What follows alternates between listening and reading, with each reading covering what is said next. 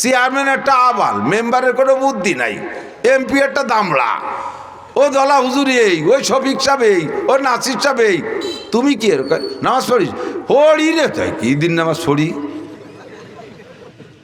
তো দাঁড়িয়ে রাখিস দেখা রাখ ও বয়স হোক, সুদ ঘুষ খাইস, আছে একটু হালকা পাতলা, সারা গা ময়লায় জড়ানো, অথচ আর একজনের দোষ ধরে বেড়ায়, আছে না? নিজের দোষের দিকে তাকায় না। হামাকাস রাখলে খোদ বা কামাল নমায়াত ও ফারজান্দে খোদ বা জামাল। শেখ সাদি বলেন, প্রত্যেকটা মানুষের স্বভাব নিজের জ্ঞানকে পরিপূর্ণ মনে হয়, নিজের অবস্থাকে পরিচ্ছন্ন মনে হয়, আর অন্যগুলোকে সব দোষী মনে হয়। আর আরেকটা হলো, নিজের সন্তানকে খুব ভালো দেখা যায়, আর একজনেরটা যত সুন্দর হোক অবাল দেখা যায় না। একেবারে ফুটফুটে চাঁদের মতো একটা ছেলে, কোনো জায়গা ত্রুটি ধরার মতো না, হালকা কানের এখানে একটু একটু বেঁকা, ভালো তাও খুব গভীর নজরে না তাকালে টের পাওয়া যায় না। আর ওনারটা চায় দক্ষিণ দিক, তাই উত্তর দিক, ঠ্যাং এই ওলঙের মতো কুড়া, ঠোঁট ফাটা, দাঁতের উপর দিয়ে নাকেতে ময়লা বেরোইয়ে পেটের মধ্যে বেরিয়ে যাচ্ছে, মাথা সাইকেলের সিটির মতো তিন কুনা, গলা শূন্য, ভাষায় গোস্ত নয়, পেটের ডোলকের মতো, সেই ময়লা শিয়েনের মধ্যে এসে চুমো দেবো, উনি হয় সোনা লক্ষ্মী। আর ওই ছেলেটার কথা কই, যে এমন সুন্দর ছেলেটা দেখতে কেমন দেখা যায়, কান কি রুম, অথচ তার সব জায়গা ভালো, কানটা টুবড়ের, ওনারটা দেখছে কোন জায়গা টুকিয়েছে। যদি এই স্বভাব মানুষের না হইতো, বা সব প্রত্যেকটা প্রাণীর আল্লাহ এই স্বভাব না দিত, তাহলে ছাগল তার কালা কালা বাচ্চায় কালা ধে পাড়ায় মারি ফেলাই দিত। আল্লাহ তাআলা এটা যোগ্যতা দিয়ে দিয়েছে, যার পেটে যেটা দেবে তার কাছে সেটা ভালো লাগবে। কিন্তু আমার জ্ঞানী পরিপূর্ণ এই বুদ্ধিটা ভালো না, যেটা ইবলিসের স্বভাব। আনা খায়রুম মিনহু, আমি ভালো বুঝি, আমি জ্ঞানী, আমি বুদ্ধিমান, আর একজন কিছুই না। আমার হুজুর বলতেন, একজন রাস্তায় দাঁড়ায় রয়েছে, একেবারে গায়ের কাপড় সব খুলে পুরো ল্যাংটা, মাথা সুতো কাটি ফেলাই দিয়েছে, ল্যাংটায় দাঁড়াইছে, ওর সামনে দিয়ে একজন গামছা পরে কাঁচা দিয়ে এঁটে যাচ্ছে। এই পুরো ল্যাংটালা গামছা পরালা রেখা, এই মানুষের মধ্যে ফরজ তরক করছিস কে? এর গায়ে কিচ্ছু নাই, ও তো গামছা পরে হলে কাঁচা কাঁচা দে, গামছা একটু তো আছে ভরা, আগুলাকে ল্যাংটালা কাঁচা দেয়ালের গায়ে ফরজ তরক করছিস কে? সেম কোয়ালিটি বহু মানুষ এরকম আছে, এদের দোয়া কবুল হয় না কেন? নিজেকে দোষী মনে করে না। তওবা করার জন্য, দোয়া কবুল করানোর জন্য আগে ফার্স্টের দায়িত্ব হলো নিজেকে নিজে অপরাধী জানেন, আমি গুনাহগার, আমি অপরাধী। যদি বলি যে ভাই দেশে বৃষ্টি হচ্ছে না কেন, তখন বলবে হুজুর দেশের মানুষ ভালো না, মানে সবাই খারাপ, খালি উনি একা ভালো হয়ে বৃষ্টি আনতে পারতেছে না। দেশের মানুষ ভালো না, নেতারা ভালো না, হুজুররা ভালো না, কৃষকরা ভালো না, খালি উনি একা ভালো, তাই একা ভালো থেকে কটুক বৃষ্টি আনতে পারবে। বলবেন কি বৃষ্টি হয় না কেন? হুজুর আমার দোষে বৃষ্টি হয় না। বিজিদনি ইলমা আল্লাহুম্মা বারিক লানা ফি রজব ওয়া শাবান ওয়া বাল্লিগনা রমাদান। আল্লাহুম্মা আরিনাল হাক্কা হাক্কান ওয়ারযুকনা ইত্তিবাআহ ওয়া আরিনাল বাতিলা বাতিলা ওয়ারযুকনা ইজতিনাবাহ। সকলে বলি আমিন।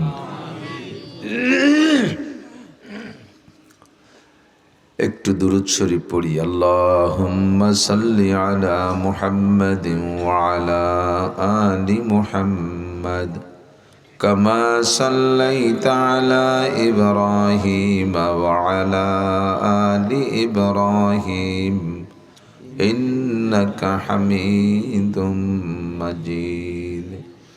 আল্লাহুম্মা বারিক আলা মুহাম্মাদিন ওয়া আলা আলি মুহাম্মাদ কামা বারাকতা আলা ইব্রাহিম ওয়া আলা আলি ইব্রাহিম ইন্নাকা হামিদুম মাজিদ।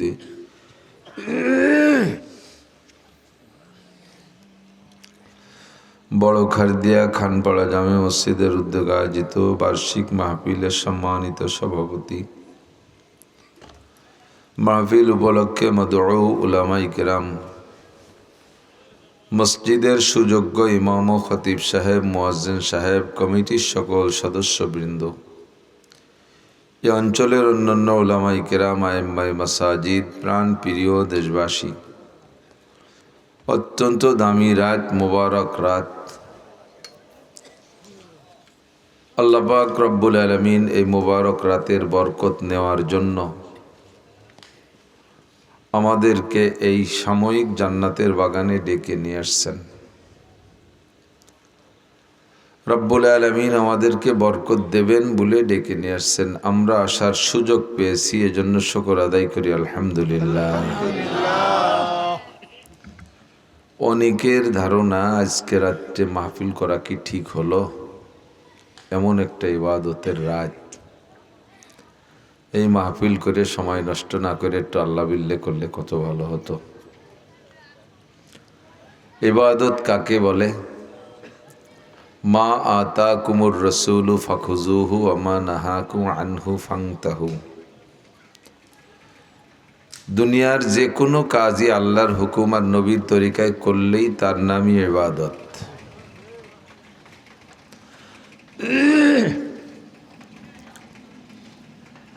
এবার আমার জ্ঞান বিবেচনা দিয়ে, আমার ইলম দিয়ে আমি খুঁজে নেব কোন ইবাদত আমার জন্যে বেশি লাভজনক। পরিষ্কার সহিহ হাদিস, হুজুর বলেন, মজলিসু ফিকহিন খায়রুম মিন ইবাদাতি সিত্তিনা সানা। আপনারা এখন নামাজ পড়লে পড়তে পারতেন, তেলাওয়াত করলে করতে পারতেন, জিকির করলে করতে পারতেন, দোয়া মুনাজাত করলে করতে পারতেন, এগুলো সবই ইবাদত, আজকে রাত্রের ইবাদত। আল্লাহ পাক মাগরিবের পর থেকে নিয়ে সুবহে সাদেকের আগ পর্যন্ত আপনাদের আমাদেরকে ডেকে ডেকে প্রয়োজনগুলো নিজে উল্লেখ করে ডাক দিবেন যে এই প্রয়োজনের কে আসো চলে আসো, এই অভাবে কে আসো চলে আসো। কার কোন সমস্যা আল্লাহ পাক একটা একটা করে, সব সমস্যা তো আল্লাহ দেয় আর আল্লাহ জানে সমস্যাগুলো, এক একটা করে ধরে ধরে ডেকে ডেকে আমাদেরকে সমাধান করার জন্য আল্লাহ পাক আহ্বান করেন। মাগরিব থেকে ফজর পর্যন্ত আমরা সেই কাজ বাদ দিয়ে এখানে বসে রয়েছি। তো এখান থেকে যদি আমার তার চাইতে বেশি ইনকাম না হয়, অবশ্যই আমরা এখানে বসবো না। হুজুর বলেন এই জায়গার ফজিলাত, আর আজকের এই জায়গার ইনকাম কি? মজলিসু ফিকহিন, যে মজলিসে বসে মাসআলা মাসাইল শরীয়তের বিধিবিধানের আলোচনা হয়, যত ছোট মজলিসই হোক না কেন, লোকও কম হোক, আলোচনা খুব স্বল্প সময়ই হোক, ধরে নেন একটা মাসালার আলোচনাই হোক, মাসালা আলোচনা, ওই মজলিসটার দাম 60 বছর নফল নামাজ ও নফল রোজার চাইতে বেশি। আজকে লাইলাতুল বারাত, ইশার নামাজ ফরজ, মাগরিবের নামাজ ফরজ, আবার ফজরের নামাজও ফরজ হবে। এছাড়া সারা রাত যত ইবাদত করব সব ইবাদত নফল, সব ইবাদত নফল। তো এমন রাত সহ 60 বছরের ভিতরে শবে বরাত 60 বার, শবে কদরও 60 বার, এর আনুষঙ্গিক যত ইবাদত আছে বিরামহীন বিরতিহীন, বছরে 365 দিনের 5 দিন রোজা রাখা হারাম, বাকি 360 দিন, তার 30 দিন ধরে নিলাম ফরজ রোজার 330 দিন। এই 330 দিন নফল রোজা রাখলে দিনে রাত্রে 5টি টাইম নফল নামাজ পড়া জায়েজ নেই। 2 টাইমে মাকরু, 3 টাইমে হারাম, সূর্য উদয়ের সময় আর ঠিক দুপুরে আর অস্ত যাওয়ার সময় হারাম। আর ফজরের ওয়াক্ত হওয়ার পরে শবে সাদেকের আগ পর্যন্ত সুন্নত নামাজ আর ফরজ নামাজ আর কাজা নামাজ থাকলে পড়া যায়, তাই ছাড়া কোনো নফল পড়া যাবে না, মাকরু। আর আসরের ফরজ নামাজ পড়া হয়ে গেলে মাগরিবের আগে আর কোনো নফল পড়া যাবে না। এই 5 টাইম বাদে বাকি যত বৈধ টাইম আছে, এই বৈধ টাইমে লাগাতার বিরামহীন বিরতিহীন একটানা 60 বছর নফল নামাজ পড়লে যেই নাকি আর আগে যেভাবে বলছি নফল রোজা, এভাবে লাগাতার 60 বছর নফল রোজা রাখলে যেই নেকি, তার চেয়ে বেশি নেকি, খয়ে রেসমে তাবজিলে সিগা, তার চেয়ে বেশি নেকি হবে একটা মাসালা শুনলে এবং শিখলে। তো আমার আজকে রাত তো ইবাদতের মধ্যে কাটাইতে হবে। আমি বলবো আর আপনারা শুনবেন, কোনো কষ্ট হচ্ছে না। তাতে যদি এইরকম মোটা নেকি পাই, তাহলে খাইটে পিটে নামাজ পড়ার চাইতে এটা সহজ হয়েছে না? বোঝেন নাই? তো কে কি কইল যে সবে বরাত বাদ দিয়ে দাও, কয়জন কয় বলদ কি আড্ডা মিলেছে। বলদ কি আমরা না তোমরা? ইনশাল্লাহ প্রমাণ হবে একদিন। ফাসাউফা তারা ইজান কাশাফাল গুবারো আফারাসুন তাহতা রিজলিকা আম হিমারো। অন্ধকারে থেকে বোঝা যায় না যে আমি ঘোড়ার পিঠে বসা না গাধার পিঠে বসা। আলো হয়ে গেলে, অন্ধকার কেটে গেলে বোঝা যায় আমি কিসের পিঠে বসা আছি, ঠিক না? দুনিয়ায় যতদিন আছি আমরা অতদিন অন্ধকারে আছি, বুঝতে পারতেছি না। দুনিয়াদাররা তারা দুনিয়ার উন্নতি অগ্রগতিকেই ঘোড়ার পিঠে বসা মনে করে। ঘোড়া হলো দামি যানবাহন আর গাধা একটু বেদামি। দুই যুবক রাতের অন্ধকারে শুয়ে আছে, দুই দোস্ত দূরে কোথাও যাবে, গোয়াল ঘরে একটা ঘোড়া বাঁধা আর একটা গাধা বাঁধা আছে, দুটেই যানবাহন। তো ঘোড়ার পিঠের আরোহণটা সম্মানজনক, গাধার পিঠেরটা একটু কম সম্মান, একটু লজ্জা লজ্জা লাগে। তবে দুইটাই যানবাহন। ঘোড়া আর গাধা দেখতে একই রকম। ঘোড়াটা যদি একটু বেটে হয় আর গাধাটা যদি একটু বড় হয়, তাহলে দুটি সমান সমানই হয়, দেখতে বডি ফিগার একই রকম। গভীর রাত্রে উঠা দুইজনে অন্ধকারে গোয়াল ঘরে যাইয়ে দুইজনে মুখস্থ দুটির উপরে বইছে। বসে এবার যার যার একটু ক্রেডিট ঝাড়তিছে। দোস্ত, অন্যদিন তুমি ঘোড়ার পিঠে বসো, আমি গাধার পিঠে, আজকে কিন্তু আমি ঘোড়ার পিঠে, তুই গাধার পিঠে। ও আরে বাদ দে, তুই ঘোড়া গাধা চিনিস? আমি ঘোড়ার পিঠে, তুই গাধার পিঠে। এই নিয়ে দুইজন ঝগড়া লাগাইছে, সিদ্ধান্তে আসতে পারতেছে না, বিধায় রওনাও দিতে পারতেছে না। মুরব্বী একজন কয়, বাবা কোন জায়গা যাবা? কয় ফরিদপুর যাব। যাও, সালতা পার অতি না অতি বেলা উঠে যাবে না, সেই সময় দেখবা না কিডা ঘোড়ার পিঠে আর কিডা গাধার পিঠে। এ জায়গা ঝগড়া হইলে তো রওনাই দিতে পারতেছে না। তো দুনিয়া নিয়ে আমরা যে ঝগড়া করি, দুনিয়াদাররা মনে করে আমরা ঘোড়ার পিঠে, আর যারা এই যে দিন নিয়ে কামড়া কামড়ি করে এরা গাধার পিঠে অথবা এটি বেড়াচ্ছে। কিন্তু প্রমাণ হবে কখন? যখন চক্ষু বন্ধ করে কবরে যাব, ঠিক না? মর্দমারা সর্বসরদর খাবেদা, মর্দমারা সর্বসরদর খাবেদা, গাছতে বেদারা কেউ রপ্ত আজ জাহা। সব মানুষ ঘুমোয় আছে দুনিয়ায়, যখন চক্ষু বন্ধ করে কবরে যাবেন তখনই ঘুম ভাঙবে। ঘুমন্ত মানুষ যেমন কিছু দেখে না, কিছু জানে না, কিছু বোঝে না, আমরাও দুনিয়ায় বসে এই যা কিছু দেখতেছি সব ঘুমের মধ্যে চলতেছে। মূল সজাগ হব কবরে যাওয়ার পরে। মুনকার নাকির দেখতে পারবেন, জান্নাত দেখতে পারবেন, জাহান্নাম দেখতে পারবেন। এই সমস্ত আমল, কোন আমলে নেকি কতটুক বেশি হলো আর কম হলো, সব সেই সময় বোঝা যাবে ইনশাআল্লাহ। কথা বলুন, ঠিক না? আজকে আমরা এখানে বসছি এই মোটা নেকি ইনকাম করব। সহজে একটু নেকি কামাই করে ফেলি। যে যেখানে বসা আছেন, সামনে ফাঁকা থাকলে একটু টান দিয়ে আগায় বসেন, একরামের নিয়তে, যে আমি আগায় বসলে আর এক ভাই বসতে পারবে, এর নাম হলো একরামের নিয়ত। এতটুক পাশা ঘষে একটু আগায় আসলেই 10 বছর এতে কাপেন নাকি। এই একেবারে মানে খুব সহজ ইনকাম। হ্যাঁ, জায়গায় বসে এরকম ডুললি হবে না, পাশা সত্যি হবে, আগে আসতে হবে।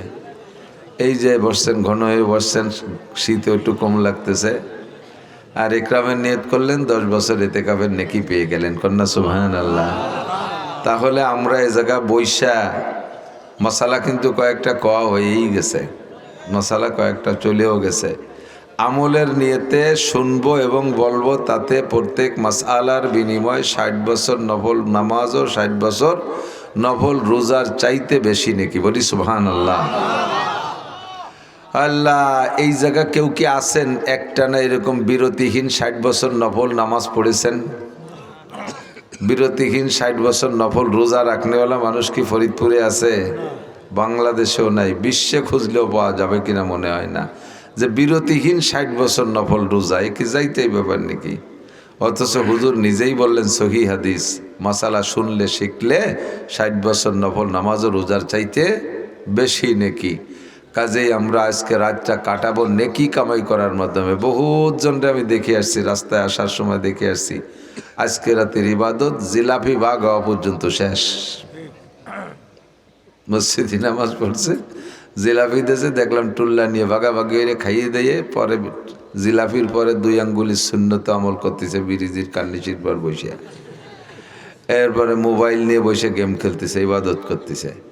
তো এই টাইমটা তারা ওই করতেছে, আর সেই টাইমটা আমরা এখানে মাসালা শুনতেছি। তাহলে শবে বরাতের শবে বরাতের মূল আমল আমরাই করতেছি। কতক্ষণ মূল আমল আমরাই করতেছি। অবশেষে আমরা সম্মিলিত একটা দোয়াও করবো আল্লাহর কাছে।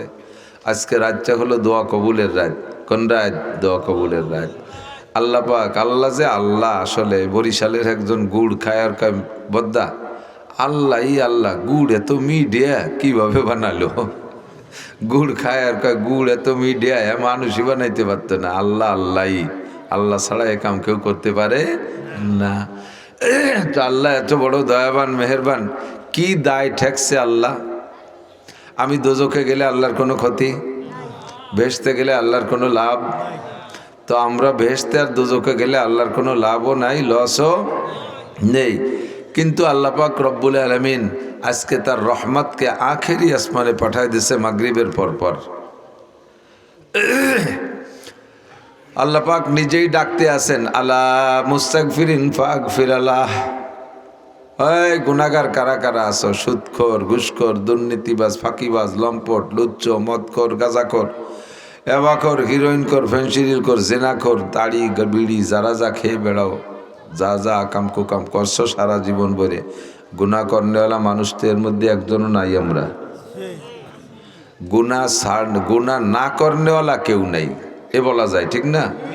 গুনাহ করনেওয়ালা কেউ নাই এ বলা যাবে না। গুনাহ না করনেওয়ালা কেউ নাই এই কথা বলা যাবে, যে গুনাহ না করনেওয়ালা কেউ নাই। সকলেই আমরা কম বেশ করে থাকি। আমি বলি না, নবী বলেন কুল্লুকুম খাত্তাউন, কুল্লু বানি আদমা খাত্তা।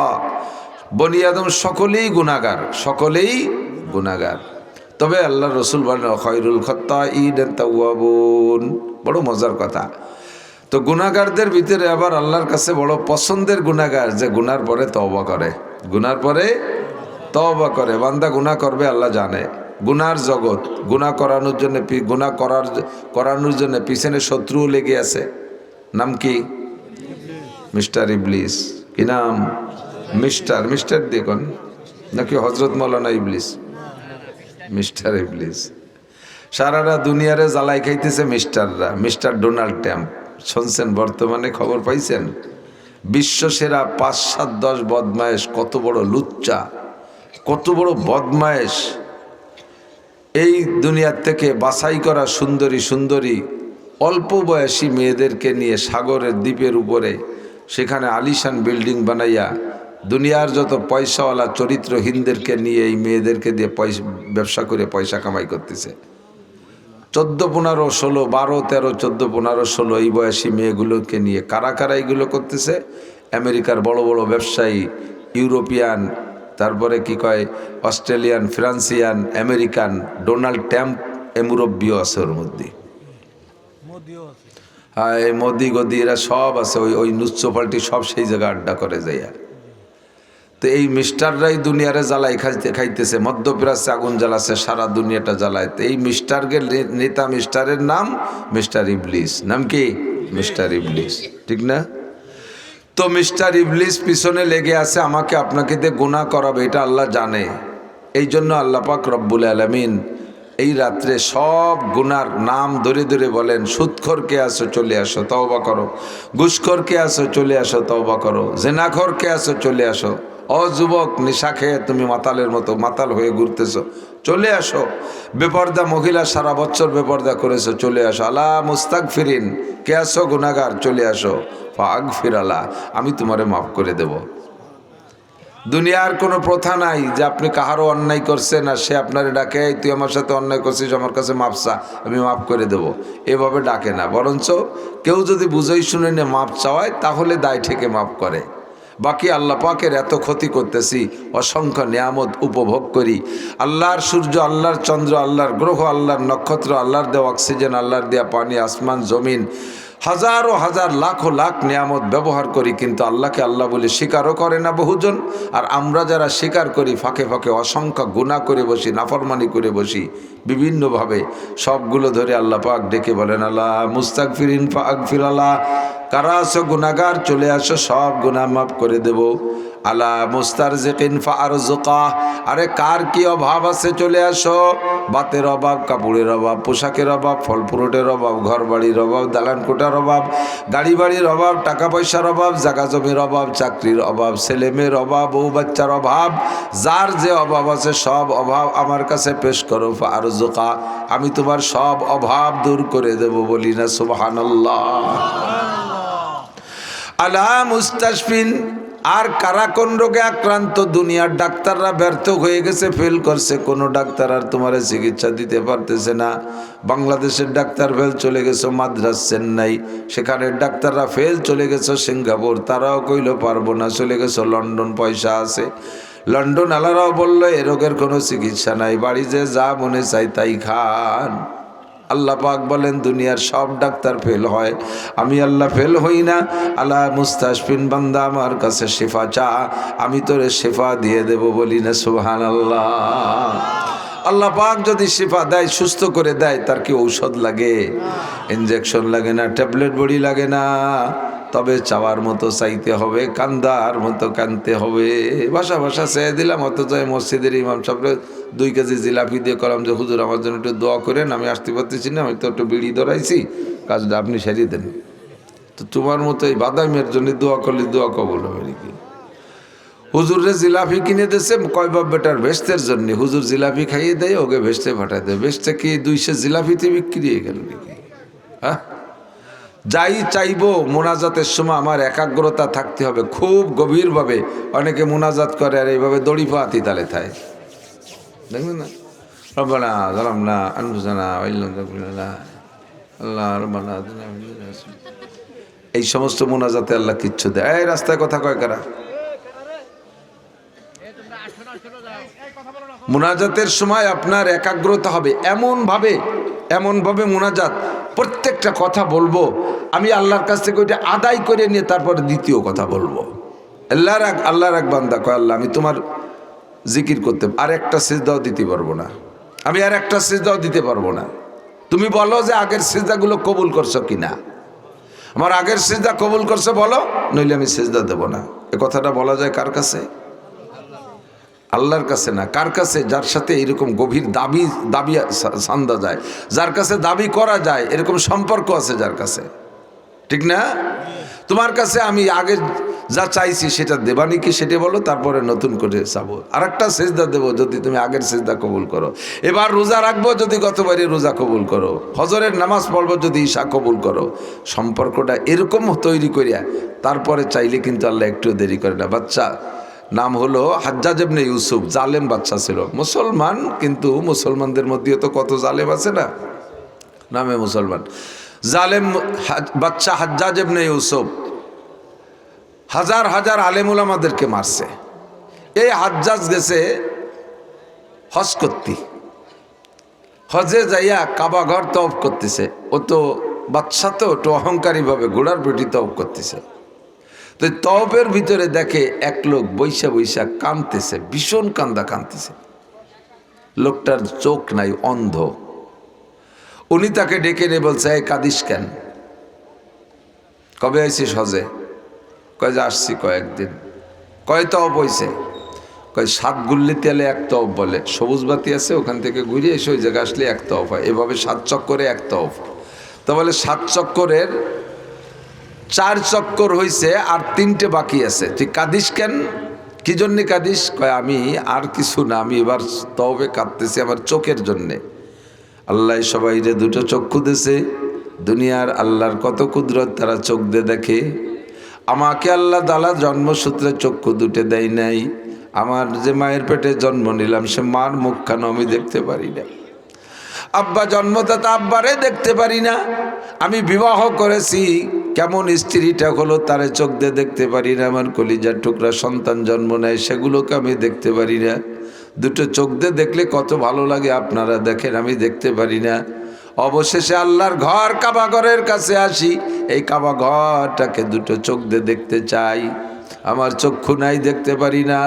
তাই রব্বে কারিমের দরবারে আমি দোয়া করি, আল্লাহ তুমি আমার চক্ষু দুটো খুলে দাও। হাজ্জাজ ইবনে ইউসুফ বলেন, তুই এভাবে কতদিন চাস? কয় প্রত্যেক হজের মৌসুমে আসি আর আমি কাঁদি, আমার চোখ খোলে না। হাজ্জাজ ইবনে ইউসুফ বললেন, সামনে আর কয় তওয়াফ বাকি আছে? কয় 3 তওয়াফ বাকি আছে। কয় আমি এই ময়দানে আছি, কাবার পাশে আছি, কাবার চত্বরে আছি। সামনে 3 তওয়াফের ভিতরে কাইদা যদি তোর চোখ খুলতে না পারিস, তোর এই কাবার চত্বরে জবই দেব। এই চোখ খোলা কি ওর নিজের দায়িত্ব নাকি? ওর পাওয়া ক্ষমতা? আল্লাহ খুললি খুলবে। এদিকে হাজ্জাজ চাপ দেছে, তুই চোখের জন্য কাঁদিস, তোরে আল্লাহ আজও চোখ খুললো না। সামনে 3 তওয়াফের শেষ হতে যদি তোর চোখ না খোলে, তোর এই জায়গা জবই দেব, তোরে আর বাঁচায় রাখবো না। বড় জুলুমির কথা হয়েছে না? হাজ্জাজ ইবনে ইউসুফ জালেম বাদশা, এ কথাটাও জুলুমের কথাই কইছে। ওই লোকে তো কয়, আমি তোরে যাইতেও দিচ্ছি না, পিছনে লোক লাগাই রাখছে, আর আমি আসি দেখি তোর চোখ খোলে কিনা। বাকি 3 তওয়াফ দিতে না দিতে তার চোখ খুলে গেছে।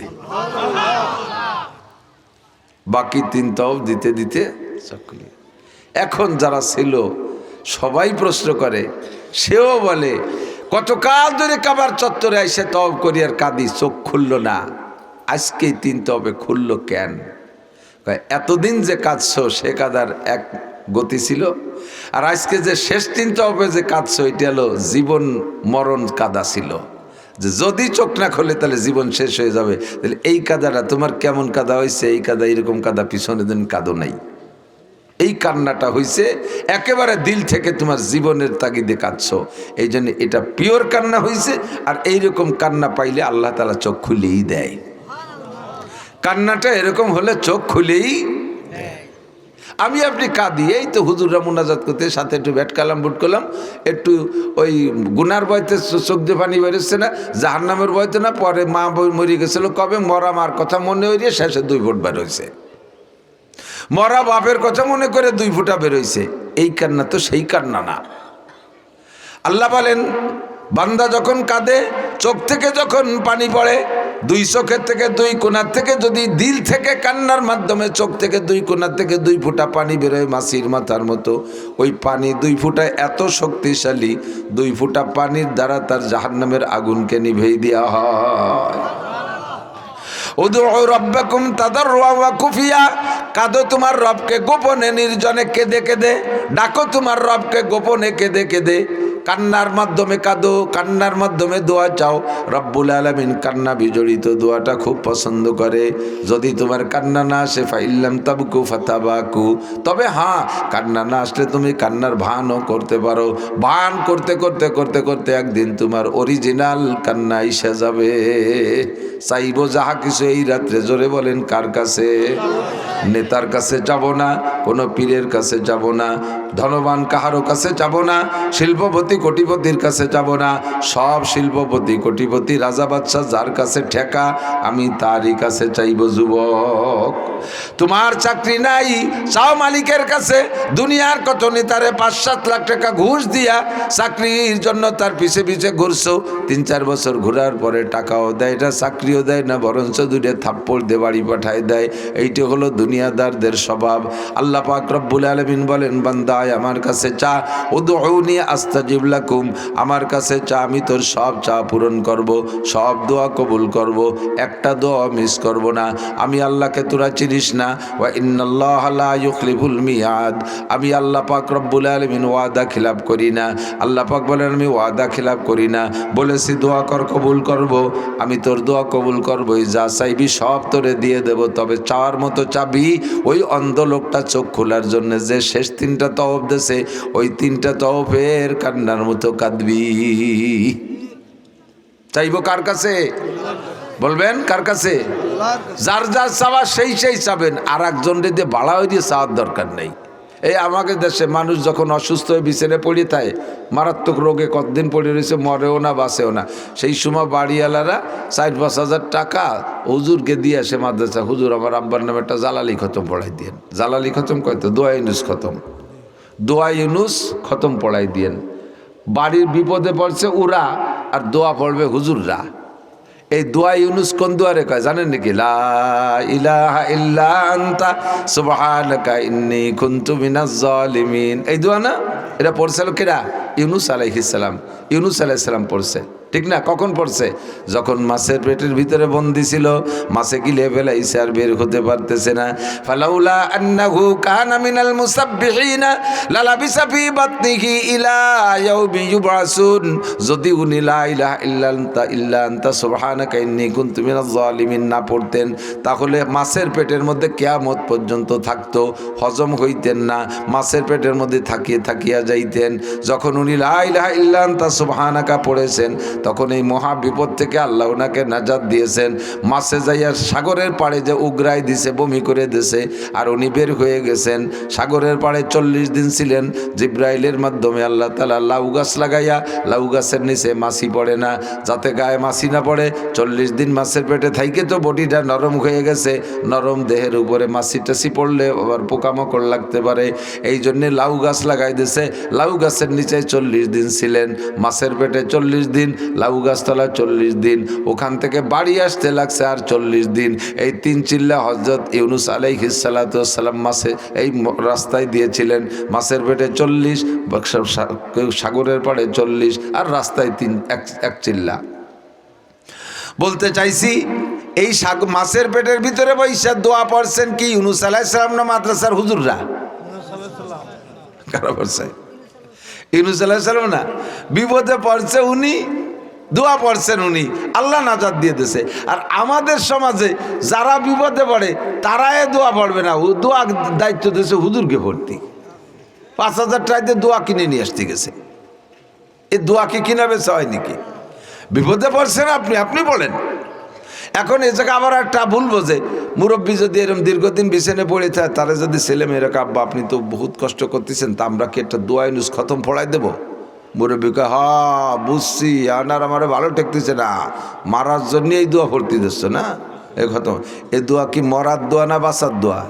ইউনুস আলাইহিস সালাম এই দোয়া পড়ে কি বিপদে পড়ছে না বিপদ থেকে উদ্ধার হয়েছে? বিপদ থেকে উদ্ধার হয়েছে না? আর এই দোয়া ভর্তি করলে কয় আমার মারার জন্য চেষ্টা করতেছ। এটা মারার দোয়া না, এটা বাচ্চার দোয়া, বিপদ থেকে উদ্ধারের দোয়া। এক কথায় বিপদ থেকে উদ্ধারের দোয়া।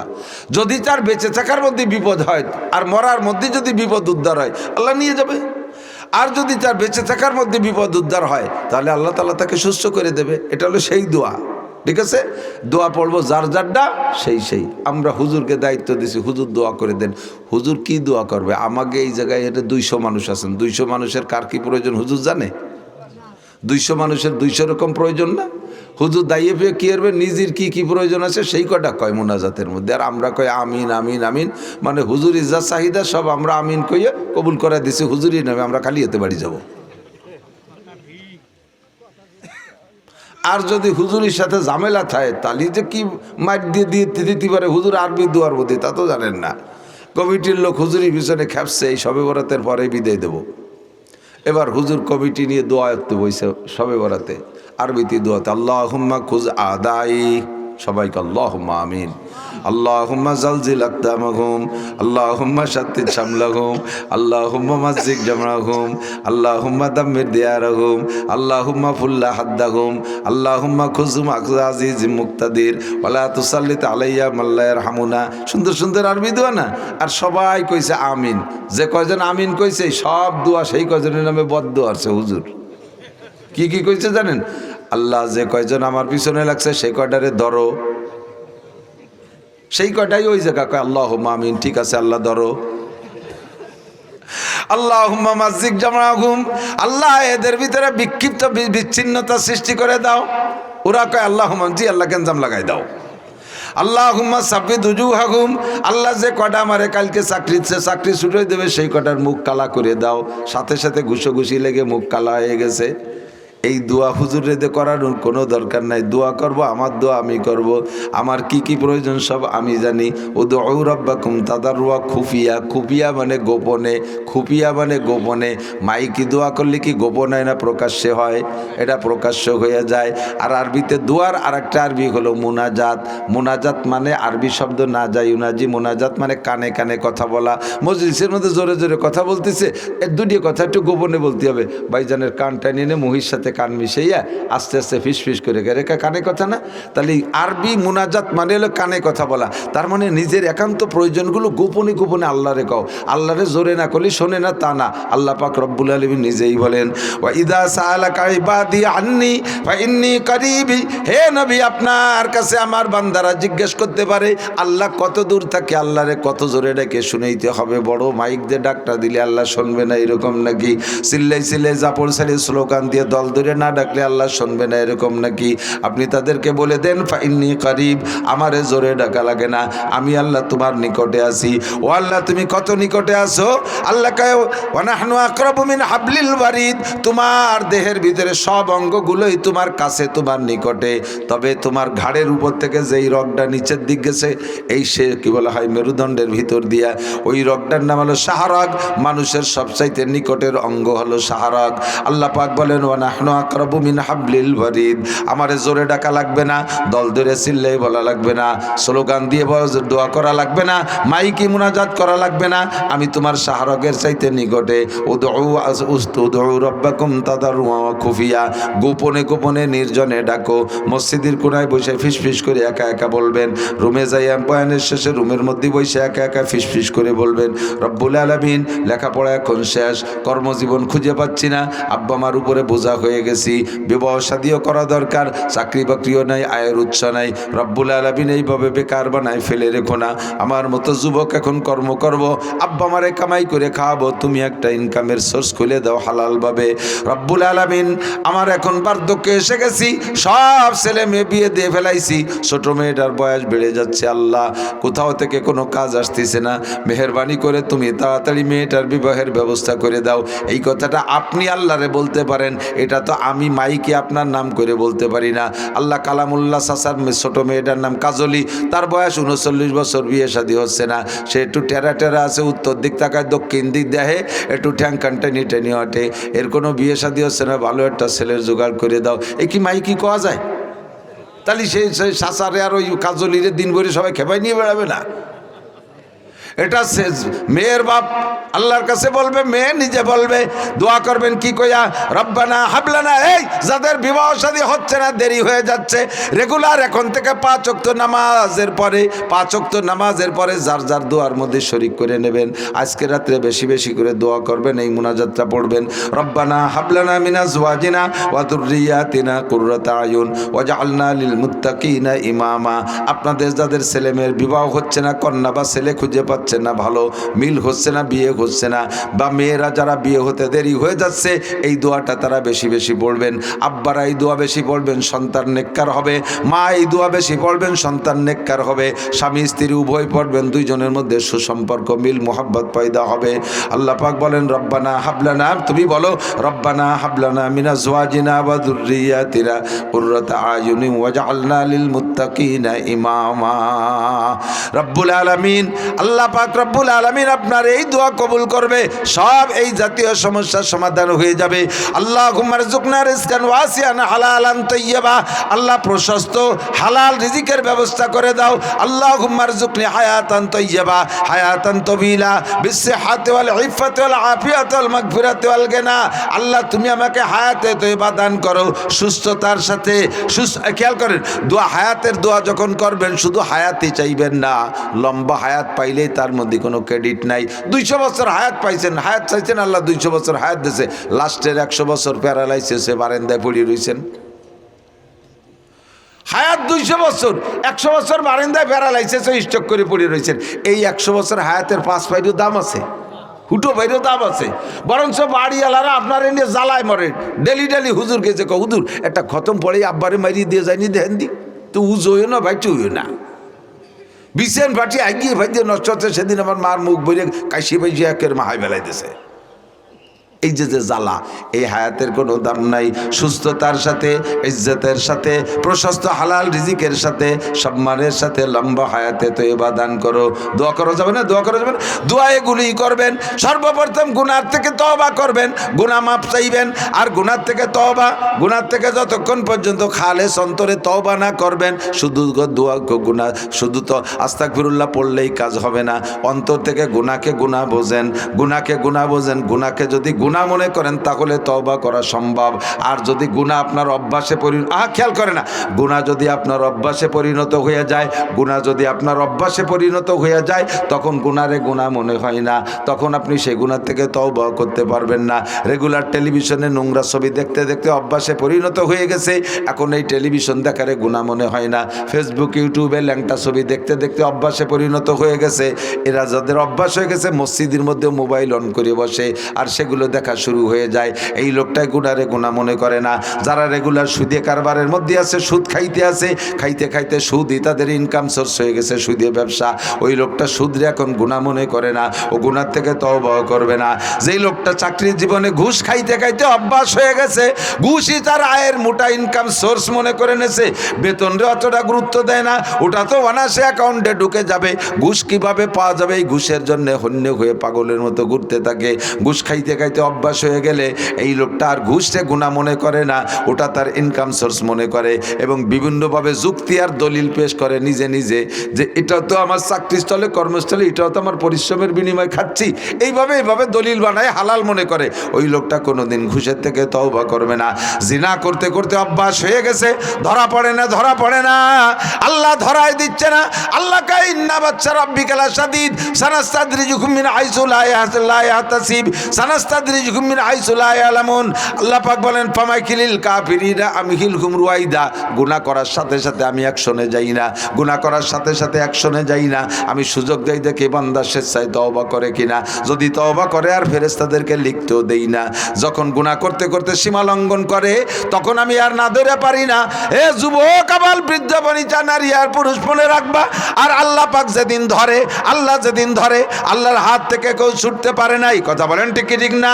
সানাস্তাদরিজুকুম মিন হাইসু লা ইয়ালামুন। কোন দিক দিয়ে কারে ধরবে তুমি জানো না।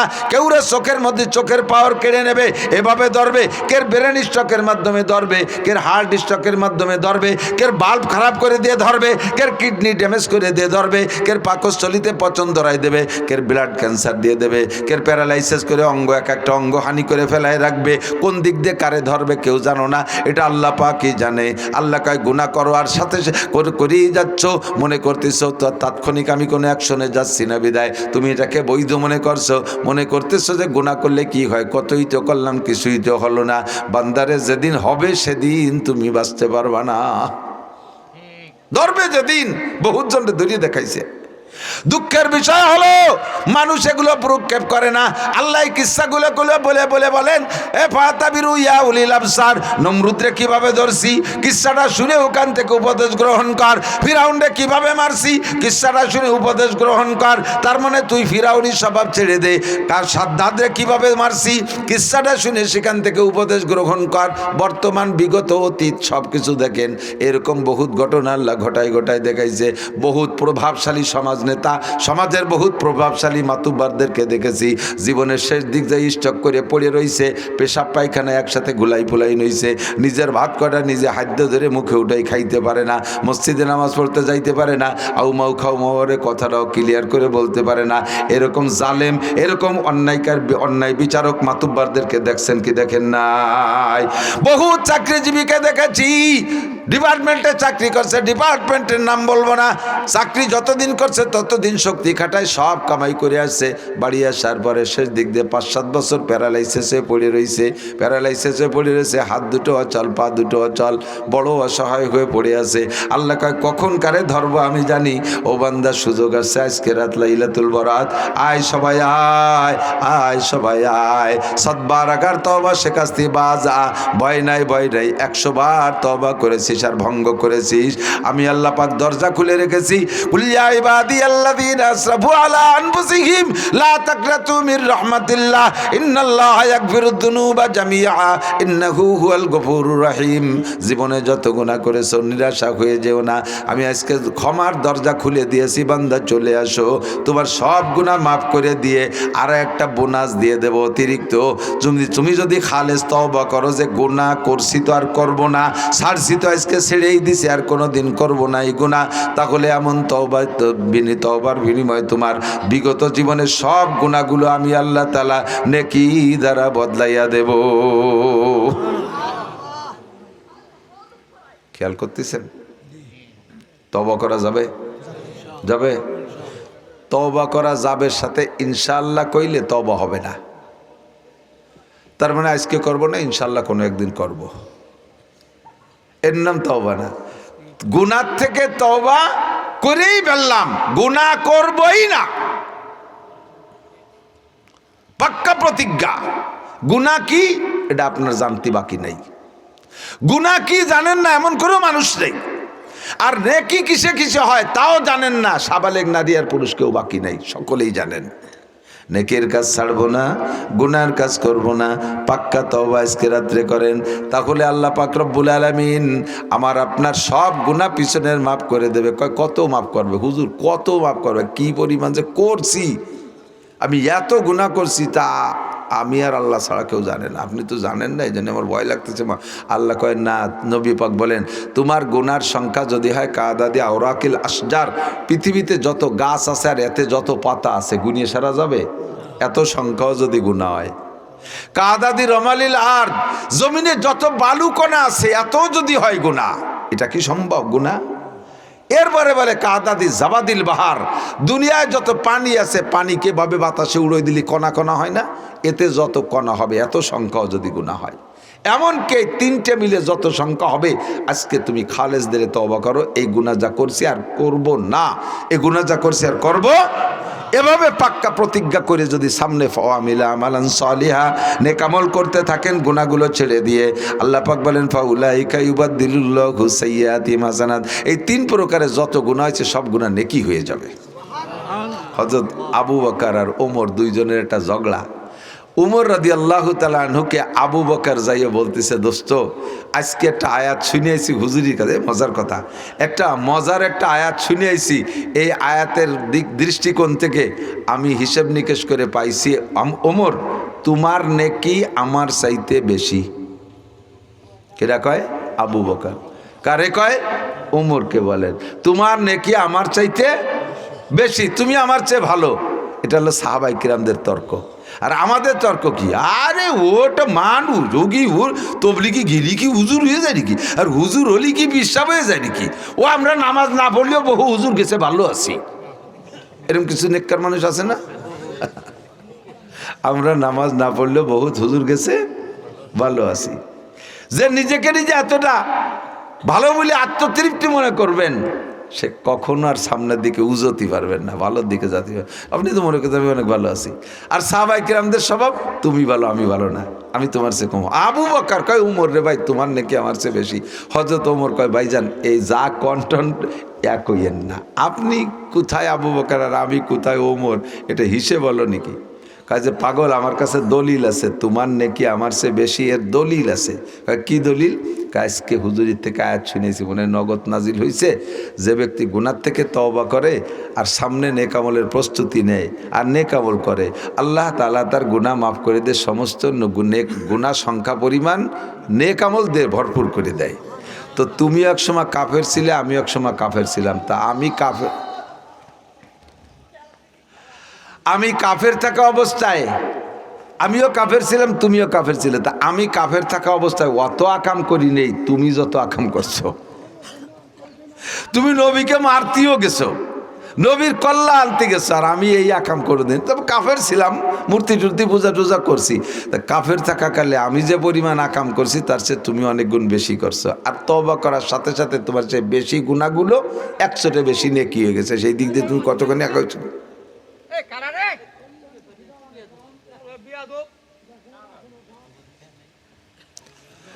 আল্লাহ, এই বেশি চিল্লে পাল্লা হইল না, হই হুল্লা করো না, তাহলে কিন্তু বদনাম বাড়ি পর্যন্ত ফাটাই দেবানি। বুঝবানি যে তোমাকে মারা ভালো না, তোমাকে তেমন একটা কিছু করলাম না। ভালো মার সন্তান হলেই ভালোভাবে চলাফেরা করবা। তো হযরত ওমর হাসিয়ে দিয়েছে, কয় ভাইজান, আল্লাহ যেহেতু কোরআনে কইছে, ওর সাথে তো আর আমার ঝগড়া নাই, যে গুনাহ সব নেকি দ্বারা পাল্টায় দেয়, এটা আল্লাহর ওয়াদা, সেই হিসেবে পাল্টে যেতে পারে। যাজ্ঞ আমি অনেক ঝগড়া করতে যাচ্ছি না, আমার কাছে দলিল পড়ছা নাই, আপনি তো দলিল দেই বললেন, তা আমার তো ওই গুনাহ পাল্টে পুল্টে যা নেকি হয়েছে, মেলা হয়েছে, আপনি দেখতেছেন। আর যত পরবর্তীতে যত নেকামল করে যা ইনকাম করছি, সব মিলিয়ে যা হয়েছে সব আপনারে দিয়ে দেব, আপনার এক রাত্রির নেকি আমারে দেবেন, পাল্টাবেন নেকি কন। আপনি তো দলিল দিয়েছেন, সত্যি ঠিকই আছে, আমার গুনাহ সব পাল্টে নেকি হয়েছে। এরপরে নামাজ কালাম তার কম পড়িনি, আলহামদুলিল্লাহ, যা পড়ছি সব আপনারে দিয়ে দেবো, এক রাত্রির নেকি দেবেন, আপনি আমার নেকি বেশি দেখতেছেন। হযরত আবু বকর কয়, রাত কোনটা কও? রাতটা হলো যে রাত্রে আপনি বিশ্বনবী মুহাম্মদ রাসূলুল্লাহ সাল্লাল্লাহু আলাইহি ওয়াসাল্লামকে নিয়ে কাফেরদের বেষ্টনী ভেদ করে মক্কা থেকে মদিনার দিকে হিজরত করে গারে সওর পর্যন্ত গিয়েছিলেন। ওই রাতটা বড় ইম্পর্টেন্ট রাত। রাতের বাকি অংশ এক রাত, পরপর 3টে রাত ওখানে ছিলেন। ওই 3 রাতের যে কোনো এক রাত, ওই যে রাত বেরোলেন সে রাত, অথবা যে রাত্রে আপনাকে সাপে দংশন করেছিল, আপনি নবী পাককে, নবীর মাথা আপনার রানের পর ছিল, আপনি গুহার ভিতরে ছিদ্র পা দিয়ে আটকায় রাখছিলেন, আর সেই ছিদ্র দিয়ে আপনার পায়ে সাপে দংশন করলো, আপনি পা নাড়াচাড়া দিয়েছিলেন না, সবুজ হয়ে গেলেন, চোখের পানি পড়ছে হুজুরের চেহারায়, হুজুর উঠে সজাগ হয়েছে, মনে হচ্ছে আমার আবু বকর রেখেও তীর মারছে, চোখের পানি আর রক্ত তো গরম, পড়ার সাথে সাথে হুজুর সজাগ হয়ে দেয় যে না, তীর তরবারি কেউ মারে নাই, কিন্তু চোখ দিয়ে পানি ফামা বা লুকাইয়া আবু বকর, কথা কয় না। হুজুর যখন উঠছে, আবু বকর অনাসে হেলে পড়ে গেছে, পড়ার সাথে সাথে পাও সরে গেছে, আর গর্তের মধ্যে দিয়ে সাপ আসছে। হুজুর দেখে যে পায়ের তলায় সাপের কামড়ের দাগ, হুজুর বুঝিয়ে ফেলাইছে। তা আবু বকর তো এখন কথা বলতে পারতেছে না, তখন জিব্বে থেকে একটু লালা সেই জায়গা লাগাই দিছে হুজুর, আর আবু বকর সুস্থ হয়ে গেছে। হুজুর বলে, আবু বকর তুমি সাপে কামড়াইলো তা আমারে ডাকলে না? আবু বকর বললেন, হুজুর আমি যদি মারাও যাই, আমার মতো লক্ষ আবু বকরের জীবনের চাইতে আপনার কিছুক্ষণের ঘুমের দাম বেশি, এই জন্য আমি ডাকি নাই। সাপটা এসে মোড়া দিয়ে সাপের পেঁচাই যেভাবে বসে আর কি, সাপ এসে চুপ করে সামনে বসে রয়েছে। হুজুর কয়, সাপ তুই আমার আবু বকর রে কামড়াইলি? আবু বকর নবীর খেদমতে ছিল, তুই জানিস না?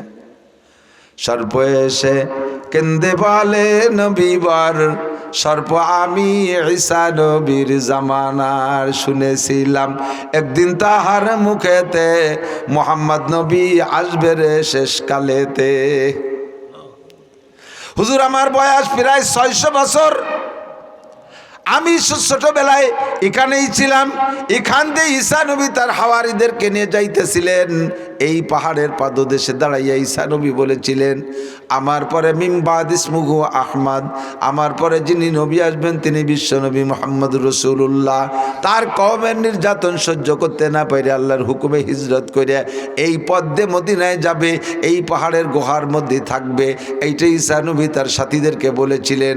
আমি পাহাড়ের পাথরের কোনায় বৈশা চুপি চাপে কথাটা শুনেছিলাম, আর সেই থেকে আমি চিন্তা করলাম তাহলে ওই নবীর সাথে আমার সাক্ষাৎ হবে কিভাবে। যখন বলেছিলেন এই গুহার মধ্যে থাকবে, আমি গুহার মধ্যে ঢুকলাম, ঢুকে চিন্তা করি যে আমি যদি এখানে এমনি থাকি, মানুষ তো সাপ দেখলে সাপরে সবাই শত্রু মনে করে, সাপ না মাইরা ওই গুহার মধ্যে কেউ বসবাস করবে না, কাজেই ওপেন জায়গা না থাইকা আমি ছিদ্র করা শুরু করলাম। এই 600 বছর 500 বছর পর্যন্ত, 570 বছর আপনি আসার আগ পর্যন্ত প্রায় 600 বছর হয়ে গেছে আমি এই গুহার মধ্যে থাকি। 100টা ছিদ্র বানাইছি, একটা ছিদ্র বানাই বহুত চেষ্টা করে, পাথর ছিদ্র করা তো কঠিন, একটা ছিদ্র বানাই, মনে করি একটা ছিদ্র তো বন্ধ করে ফেললে তারপরে বেরোবো কোন জায়গা দিয়া, আর একটা ছিদ্র করি, এইভাবে আমি 100 ছিদ্র বানাইছি যে কোনো না কোনো ছিদ্রর মুখ খোলা থাকবে। আবু বকর আইসা গায়ের জামা সব ছিঁড়ে টুকরা টুকরা কইরা ছিদ্রগুলো বন্ধ করে দেছে, একটা ছিদ্রই তার পা ছিল। আমি ওই পাওলা ছিদ্র সহ পুরো 100 ছিদ্রকে আমি খবর নিয়েছি, সব জায়গা নেকড়া দিয়ে ভরা, আমি মাথায় দিয়ে গুতোয় বের করতে পারি না। অবশ্য অবশেষে যখন দেখলাম এখানে মানুষের পা, তারপরে আমি অপেক্ষায় আছি দেখি পা সরায় নাকি। 3 দিন অতিক্রম হয়ে গেল, পা মোটে সরায় না, পা মোটে সরায় না। চিন্তা করলাম এই 600 বছরের অপেক্ষা, আমি এই 600 বছর একটা রোজা রইছি, এর মধ্যে সেহরি আর ইফতারি আমার নাই, বাকিরে আমি খাইতে যাই না, কারো সামনে পড়ে যাব, মানুষে পিঠে মেরে ফেলবে।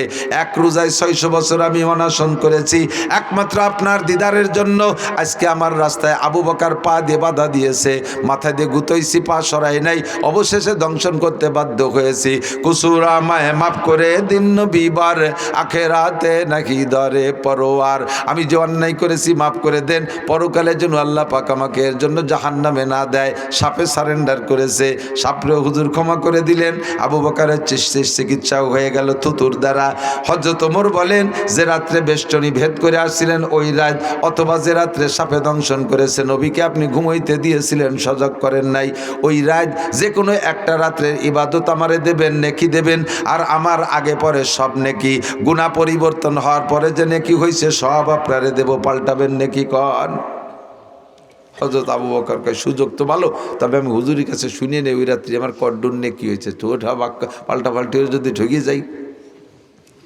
যাইয়া হুজুরের কাছে বলতে হুজুর গনিমত সুযোগ একটা পাইছি, ওমরের সারা জীবনের নেকি ওই গুনা পাল্টায় যে নেকি হয়েছে তাও পরে ইবাদত করে যা হয়েছে তাও আমারে দেবে, আমার এক রাত্রির নেকি চাই, পাল্টাবো নাকি হুজুর?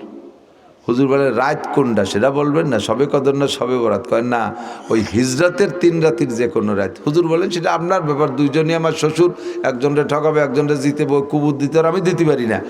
আমি এমনি বলে দিচ্ছি আপনার ওই রাত্রি কতগুলো নেকি হয়েছে, তারপরে পাল্টাপাল্টির সিদ্ধান্ত আপনার কাছে। কয় জি হুজুর বলেন।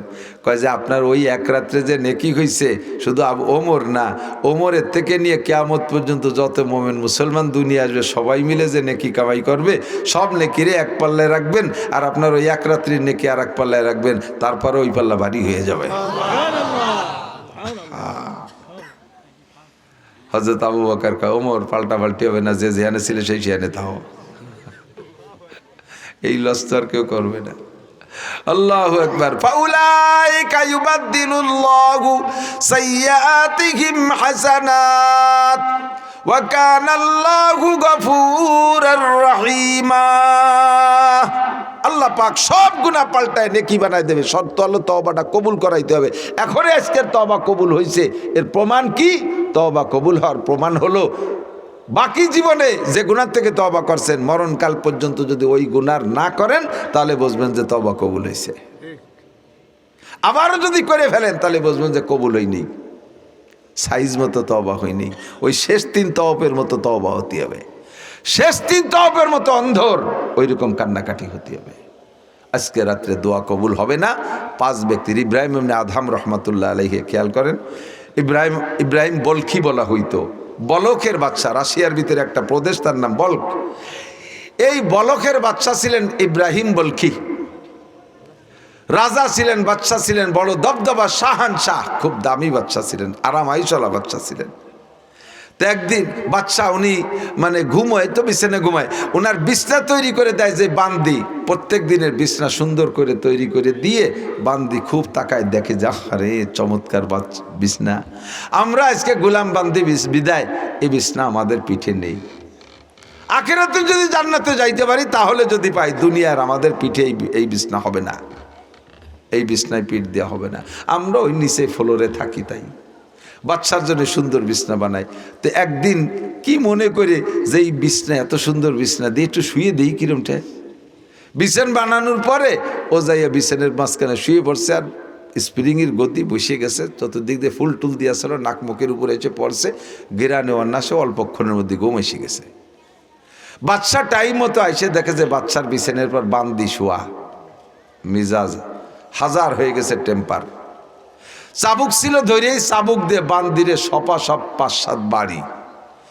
আধা ঘুমের ভিতরে যখন বাড়ি গায়ে লাগছে, লাফ দিয়ে উঠে ব্যথাতে চিল্লে কান্না শুরু করছে।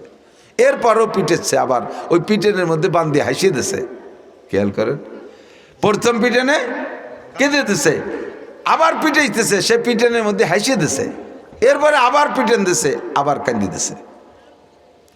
এই 3 প্রকারের পিটেন আর হাসা কান্নার পরে বাদশা ওরে নিয়ে বসছে, এই পিটেন তো পিটেনি দিলাম, একই কায়দায় বাড়ি দুড়ি মারতি, তাহলে তা প্রথম কানলি, পরে হাসলি, পরে আবার কানলি, ঘটনা কি? তো বান্দি বলতেছে, মালিক প্রথম পিটেনে তো কানছি, অতর্কিত বাড়ি দিয়েছেন, পিটেনে চাবুকির বাড়িতে তো ব্যথা করাটাই স্বাভাবিক, ওই ব্যথায় কানছি। পরেও তো পিটেলাম, আবার হাসলি। পরে ওই পিটেনের মধ্যে হাসা শিখেছে যে আমি এই বিছানে মাত্র আধা ঘন্টা শুইছি, তাতে যদি 10টা পিটেন খাই, আর আপনি এই বিছানে 40 বছর শুচ্ছেন, তাহলে আপনি কি পরিমাণ পিটেন খাবেন আল্লাহর কাছে?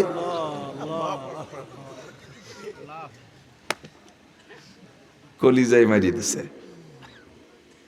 আমি এই বিছানে আধা ঘন্টা শোয়ার কারণে যদি 10টা চাবুকের পিটেন পাইতে পারি, 40টা বছর ঘুমাইলা বাচ্চা, তাহলে তুমি কিয়ামতে কি পরিমাণ পিটেন খাবা? আজকে এই 10 পিটেনের কান্না, সেই দিন তোমার পিটেন দেখে আমি হাসবো, ওই কথা মনে উঠে আমার হাসি এসে গেছে। পরে আবার কাঁদলি কেন?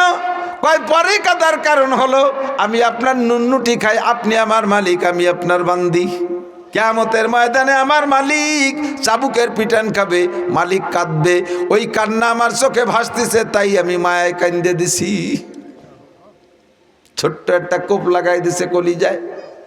যা বিছানায় যা শো বাচ্চা, আজকে বিছানার কাছে যায়, একবার শোয়, একবার ওঠে, একবার নামে, আর ঘুম আসে না, শুধু বারবার ওই পীড়া দেয়। বান্দি আমারে কি কইল? আরে আধা ঘন্টা ঘুমায় যদি 10 পিটান, আমি বাচ্চা 40 বছর ঘুমায়, তাহলে কি পরিমাণ পিটান খাবো? কথাটা তো সত্য কথা, ঠিক? পরে 2-4 দিন পরে আবার বিছানায় রাতে শুয়েই আছে, এখনো বিছানায় ছাড়ে নাই। গভীর রাত্রে শোনে যে ছাদের উপর দিয়ে কে যেন খড়ম পাই দিয়ে কটকট করে হাঁটতেছে। উনি ওখান থেকে ডাক দিয়ে বলে, আরে কে আমার ছাদের উপরে? উপরে যিনি ছাদের উপরে তিনি বলতেছেন, আনা ফুলান, আমি অমক। এ তুই ও জায়গা কি এরিস? বাচ্চা নামদার, আমার একটা উট হারায় গেছে মরুভূমির ভিতরে, কোথাও খুঁজে পাই নাই, তাই মনে করলাম বাচ্চার ছাদের উপরে আইছে নাকি। বাচ্চাকে গাদা উট করে দিন ছাদের উপরে উঠতে পারে? 7তলা দালানের উপরে কি মরুভূমির হারাই রে উঠ 7তলা দালানের উপরে পবিত্রে শুয়েছে কিনা? ওই লোক ওই জায়গা থেকে কয়, আমার মরুভূমির হারাইনি উঠ যদি 7তলা দালানের উপরে না পাওয়া যায়, তাহলে 7তলা দালানের আরামের বিছানায় শুয়ে আল্লাহরে পাওয়া যায় কিভাবে? রাতটা কোনো মতে পার করছে। সকালবেলা মন্ত্রী পরিষদ ডাইকা মূল চাবিটা স্বরাষ্ট্রমন্ত্রীর কাছে জমা দিচ্ছেন, অর্থমন্ত্রীর কাছে জমা দিচ্ছেন, যার যার চাবি। আয়েতে हम मिसले बुलबुल सायरे गुलशन के लिए खुश हुए बागबानो मैं तो अपना घर चले ले ले माली बाग ले ले मैं तो अपना घर चले। তোমাদের রাষ্ট্র তোমরা বুঝে নাও, আর আমি রাজা থাকবো না, আজকে থেকে আমি পদত্যাগ করলাম, এ আমার আর ভালো লাগে না। আরে আমারে কোপ মারছে আমার বান্দি, আর কে আমাকে ছাদের উপরে আইসা বলে গেল এই ছাদের 7তলা দালানের মধ্যে আল্লাহরে পাওয়া যায় না, তাহলে আল্লাহরে কোন জায়গা পাওয়া যায়? আমি সেই জায়গায় চলে যাব। সব কিছু ছেড়ে দিয়ে নেমে গেছেন। প্রসিদ্ধ সহি ঘটনা, মুসনবী শরীফের মধ্যে বিভিন্ন কিতাবের মধ্যে লাগে। এরপরে উনি জঙ্গলে নেমে গেলেন। এই বাচ্চা ইব্রাহিম বলকি রহমাতুল্লাহ আলাইহি পরবর্তীতে বিশাল পীর হিসেবে প্রসিদ্ধ, হাজার হাজার মুরিদ হয়ে গেছে। এক মুরিদ এসে ওনার কাছে জিজ্ঞেস করছে, হযরত আল্লাহ নে ফরমায়া উদউনি আস্তাজিব লাকুম, দোয়া করো কবুল করব। আমরা শবে বরাতে দোয়া করি, তাও কবুল হয় না, শবে কদরে দোয়া করি, কবুল হয় না। উলামা ইকরাম বলে দোয়া করো বিশেষ বিশেষ সময়, জুমার দিন দোয়া কবুল হয়, তাহাজ্জুদে দোয়া কবুল হয়, জুমার দিন আসর বাদ দোয়া কবুল হয়, শবে বরাত শবে কদরে কবুল হয়, কাবা ঘরের পাশে যে দোয়া করলে कबूल है। हम इतने सारे दुआ करते हैं लेकिन कबूल नहीं होता है, अक्सर तो कबूल नहीं होता है, बेशी बेशी दुआई तो कबूल है ना, क्वचित दुई एकटा হয়, তা মনে করি আমাদের দোয়া না, ওটা আল্লাহর পক্ষ থেকে ওভাবেই বরাদ্দ ছিল, তাই হয়। আমাদের দোয়া তো বেশিরভাগই কবুল হয় না। কারণ কি? ইব্রাহিম ইবনে আদহাম এখন তো মুস্তাজাবুদ দাওয়াত। কেমন মুস্তাজাবুদ দাওয়াত? ওই সাগরের পাড়ে জঙ্গলের পাশে নদী, নদীর পাড়ে বসে বসে নিজের জামা ছিঁড়ে গেছে তাই সুই দিয়ে সেলাই হতেছে। ওই বাচ্চা মানে যে টিমরে এখন রাষ্ট্র ক্ষমতা দিয়েছে, উনরা আবার দেশ পরিদর্শনে করতে করতে ওই জায়গা যখন আইসে উনারে দেখে দীক্ষা দে, বাচ্চা সুখে খাতে ভূতি কিলে ছিলেন রাজা, কত আরাম আইসেছিলেন, আর আইসে এখন জামাটাও নিজে সুই দিয়ে সেলাই করতেছেন। কি অবস্থা, আপনি এর মধ্যে কি পাইছেন? বলার সাথে সাথে সুইটা ধরে পানির মধ্যে ফেলাই দিয়েছে। কয় যে এই তো আপনার বুদ্ধি, আগে দেশটা এরকম ছেড়ে দিয়ে চলে আসলেন, ছেলে একটু সুই তাও পানিতে ফেলাই দিয়েছেন, পরে জামা ছিঁড়লে আপনি ছিলে আরবেন কি দিয়ে? কয় যে সুই দেখবি, সুই পরে সেলাই করবো কি দিয়া? কয় দেখান। মাছ আমার সুই দিয়ে যা। হাজার হাজার লক্ষ লক্ষ মাছ মুখে এক একটা সুই নিয়ে চলে এসেছে। উনি বলতেছে আমার তো এত সুই না, আমার সুই তো মোটে একটা, আমারটা বাদে বাকিরা চলে যা। বলার সাথে সাথে একটা মাছে সুই নিয়ে বেঁচে আছে আর সব মাছগুলো তলায় গেছে। উনি বললেন রাষ্ট্র ছাড়িয়ে দিয়ে কি পাইছে বুঝছিস? আগে আমার কথা শুনতো শুধু মানুষে, এখন রাষ্ট্র ছেড়ে দেওয়ার কারণে আমার কথা শোনে সবাই, শোনে কথা। জঙ্গলের প্রাণী শোনে, সাগরের মাছেও আমার কথা শোনে, আকাশের পাখি তো আমার কথা শোনে। মান কানা লিল্লাহ কান আল্লাহু লাহু, যে আল্লাহর হয় আল্লাহ তার হইয়া যায়। ইয়াকাফুল্লাহ ইয়াকাফু জামিউন নাস ইয়াকাফু জামিউল মখলুকাত, যে আল্লাহকে ভয় পায় সমস্ত মখলুকাত তারে ভয় পায়। যে আল্লাহর কথা শোনে সবাই তার কথা শুনে। এখন আমি আল্লাহর কথা শুনি, সবাই আমার কথা শুনে, আমার দোয়া আল্লাহ এইভাবে কবুল করায়। তা হুজুর আপনার দোয়া কবুল, আমাকে দোয়া কবুল হয় রাখে? কয় যে 5 কারণে দোয়া কবুল হয় না। আজকে রাত্রেও যারা দোয়া করবেন এই 5টা কারণ থাকলে দোয়া কবুল হবে না। সারা রাত গ্যাজরায় কানবেন, সকালবেলা খালি হাতে যেই সেই, কিচ্ছু হবে না। 5 কারণে দোয়া কবুল হবে না। এই 5টা দোষ মুক্ত হবেন, তাহলে দোয়া কবুল। মাঝে মাঝে উদাহরণে বলে থাকি আমি, হোমিওপ্যাথ ঔষধ বলো ভালো ঔষধ, এতে সাইড এফেক্ট কম। অ্যালোপ্যাথ ঔষধ রোগ সারে খুব তাড়াতাড়ি, কিন্তু সাইড এফেক্ট 2 রোগ সারে আর রোগ 5টা পয়দা করে দেয়। প্রত্যেকটা ওষুধের গায়ে লেখা আছে দেখবেন সাইড এফেক্ট, পার্শ্ব প্রতিক্রিয়া, ক্ষতি কী হবে ওষুধ খাইলে। ব্যথার ওষুধে ব্যথা সারবে, অথচ খাওয়ার সাথে সাথে পেট ফুলে গ্যাস সিলিন্ডার বাস্ট হয়ে যাওয়ার কায়দা হয়ে যায়। 1 রোগ সারে আর 5 রোগ পয়দা হয়। হোমিওপ্যাথের গুণ আছে, সারলো না সারলি পাশে ক্ষতি হরে না তেমন একটা। তো রোগ যদি নির্ণয় করা যায় সুন্দর করে, আর ঔষধ যদি নির্বাচন করা যায় সঠিকভাবে, আর ঔষধ যদি আমেরিকান বিটি কোম্পানি বা জার্মানি ঔষধ হয়, তাহলে হোমিওপ্যাথি ঔষধে কিন্তু খুব ভালো কাজ হয়। তো ডাক্তার আপনার ঔষধও রোগও নির্ণয় করছে, ঔষধও নির্বাচন করছে, ঔষধে 1 নম্বর। কিন্তু হোমিও ঔষধের একটা দুর্বলতা আছে, সেটা হলো টক খাইলে, কিছু কিছু খাবার খাইলে ওই ঔষধের ক্রিয়া নষ্ট হয়ে যায়। দেখেন হোমিও ঔষধ খাইছেন নাকি? ডাক্তারের কাছে ওষুধ আনতে গেলে কত টাকা হয়, এটা খাবে না, ওটা খাবে না, হাঁসের ডিম খাবে না, গরুর গোশ খাবে না, ইলিশ মাছ খাবে না, চিংড়ি মাছ খাবে না, পুঁই শাক খাবে না, মাটির তলের কোনো তরকারি খাবে না, উপরে তো কিছু খাবে না, 1 সাইডে মাইনাস করে দেয়, কিছু খাওয়া না। মানে এগুলো খাইলে দুর্বল ওষুধ, ওর কাজ শেষ। সেম কোয়ালিটি, দোয়া করলেই আল্লাহ কবুল করে। কিন্তু 5 খান তেঁতুল, যদি তেঁতুল খান তাহলে দোয়া কবুল হবে না, মানে ঔষধে কাজ করবে না। তেমনই আপনার দোয়া আল্লাহ কবুল করবে যদি 5 খান তেঁতুল খায়, তাকে দোয়া কবুল হবে না। 1 নম্বর তেঁতুল হলো তুম আল্লাহ কো মানতে হো লেকিন উসকা হক আদা নেহি করতে হো। যখন বিপদে পড়ো তখন আসো দোয়া করো, হুজুরকে নিয়ে দোয়া করো, কান্নাকাটি করো, ব্যাগটাই পড়ো, আর তবলিগে যাও, টুপি মাথায় দিয়ে থাকো। যখন বিপদে পড়ো, নির্বাচন যখন আসে, তখন টুপি মাথায় দিয়ে গরোয়ার নামাজ পড়ো, গরোয়ার নামাজ পড়ো, সেই সময় নামাজ পড়ো। নির্বাচন হয়ে যাওয়ার পরে ঠগোয়ার যে তো মসজিদি টুপি জমাই দিয়ে তুই সেই হয়ে যাও। যখন পরীক্ষা সামনে আসে সেই সময় নামাজ পড়ো। পরীক্ষা চলে যাওয়ার পরে পাশ করো আর ফেল করো, টুপির খবর থাকে না। যখন অসুখ বিসুখ রোগ ব্যাধি হয়ে যায় সেই সময় কান্নাকাটি করো, রোগ থেকে সুস্থ হয়ে যাওয়ার পরে আবার সব কিছু জায়গায় চলে যাও। তোমার আল্লাহকে মানতে হলে কি নুস্কা হক আদা নেহি করতে হো। আল্লাহকে আল্লাহ বলে স্বীকার করো, কিন্তু আল্লাহর হক আদায় করো না। আল্লাহর হক কি? 1 নম্বরে খামসু সালাওয়াত, দৈনন্দিন 5 ওয়াক্ত নামাজ। যারা সারা বছর 5 ওয়াক্ত নামাজ পড়ো না, শুধু সবে বরাতে আইছো আল্লাহরে ভুলানোর জন্য, তোমরা গ্রান্টেড না, তোমাদের গ্রহণযোগ্যতা নাই, তোমাদের দোয়া কবুল করা হবে না। আগে 5 ওয়াক্ত নামাজ আদায় করো, রমজান মাসের ফরজ রোজা আদায় করো, হজ ফরজ হইলে হজ আদায় করো, জাকাত ফরজ হইলে জাকাত দাও, কুরবানি ওয়াজিব হইলে কুরবানি করো, পরিবারের ভিতরে পর্দার পরিবেশ করো, নিজেও পর্দা করো, বউ বাচ্চারে পর্দা করাও, শরীয়তের বিধিবিধান মানো, আল্লাহর হুকুম মানো। কয় আল্লাহকে মানতে হলে কিনুসকা হক আদা নেহি করতে হো। এবার হাদ্দে দেখেন কার থেকে কি পরিমাণ হক নষ্ট হয়েছে, আল্লাহর হক কি পরিমাণ নষ্ট করছেন। কাজেই যতক্ষণ আল্লাহর হক পূর্ণ না করবেন, আল্লাহর কাছে চাইলে আল্লাহ দোয়া কবুল করবে না। 1 নম্বর তেঁতুল, বহুত ব্যাখ্যা, সময় নাই বলবো না, কষ্ট হয়ে যাচ্ছে। 2 নম্বর তেঁতুল হলো তুম কুরআন পড়তে হলে কি উস पर আমল नहीं করতে हो। মুসলমান কোরআন পড়ো, কোরআন বিশ্বাস করো। কোরআন বিশ্বাস করেন না? যে যতটুকু পারেন কোরআন পড়েন, কিন্তু কোরআনের পর আমল করেন না। ভাই কোরআনের কি আমল? কোরআন আসছে গোটা মুসলিম জিন্দেগি, গোটা মানব জাতির সংবিধান হিসেবে ব্যক্তিগত জীবন, পারিবারিক জীবন, সামাজিক জীবন, অর্থনৈতিক জীবন, রাজনৈতিক জীবন, আন্তর্জাতিক জীবন, আবার ব্যক্তিগত জীবনের সংবিধান, পারিবারিক জীবনের সংবিধান কোরআনে আছে না নাই? সামাজিক জীবনের সংবিধান কোরআনে আছে। সমাজপতিরা সমাজ কিভাবে পরিচালনা করবা, অর্থনীতি কোরআনে আছে না নাই? অর্থনীতি কোরআনে আছে। রাজনীতিও কোরআনে আছে না নাই? আসতে কয় দুঃখ লাগে, বড় কষ্ট লাগে। আমি রাজনীতি করি, আমি কখনো রাজনীতি রস করি না, রাজনীতি রস করি না। আমি আজ থেকে 30 বছর ধরে ওয়াজের মাঠে, কথা না বলি, 30 বছর আলহামদুলিল্লাহ ওয়াজের মাঠে। সবচাইতে বেশি ওয়াজ করছি ফরিদপুর আর মাগুরা, এই 2 জেলায় সবচেয়ে বেশি ওয়াজ করি। এই বছর ফরিদপুর যে পরিমাণ, গ্রামে গ্রামে পাড়ায় পাড়ায় হয়ে গেছে। এত ওয়াজ কোয়ান্তে পাবো, কম দিয়ে দিই, এটা দিয়ে ওটা দিয়ে জোড়াতালি দিয়ে মোটামুটি টাইম শেষ করে চলে যায় আর কি। এদিক আমার এই 30 বছরের ওয়াজের জিন্দেগিতে বহু নির্বাচন দেখছি।